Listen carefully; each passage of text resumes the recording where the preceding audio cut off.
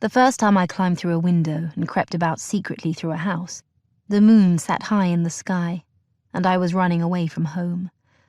Home is perhaps an exaggeration. Unlike my brother, Dionysius, I never thought of my grandfather's villa in Athens as home. For 8 miserable years, that upright bastion of Greek tradition had been my prison, a trap I could not escape, a madhouse where too much philosophy and ancient principles had rotted its residents' brains. But it was never my home. Home was my father's villa in Corinth. I was determined on that moon-bright evening to convey myself there no matter what impediments I faced. A girl of 16, clambering from a 2nd-story window in the belly of night without enough sense to entertain a single fear. Before me lay Corinth and my father and freedom. As always, waiting for me faithfully in uncomplaining silence, was Theodotus, my foster brother.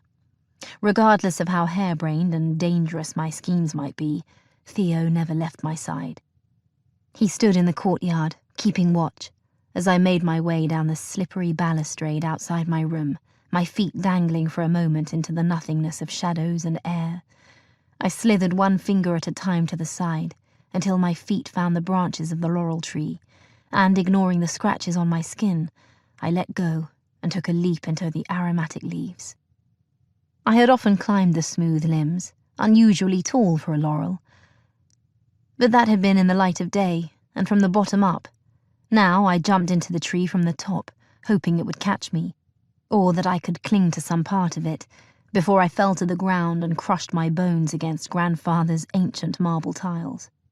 My fingers seemed fashioned for this perilous capering, and by an instinct of their own, they found a sturdy branch and clung, breaking the momentum of my fall. I felt my way down and made short work of the tree. My mother would have been horrified. The thought made me smile. "You could have broken your neck," Theo whispered, his jaw clenched. He was my age, but seemed a decade older. I boiled like water, easily riled into anger. He remained immovable like stone, my steady rock through the capricious shifts of fortune. The tight knots in my shoulders relaxed at the sight of him, and I grinned. I didn't. Reaching for the bundle he had packed for me, I grabbed it. "The gate?" He shook his head. Agis seemed determined to stay sober tonight. We both looked over to the figure of the slave, huddled on his pallet across the front door, his loud snores competing with the sound of the cicadas.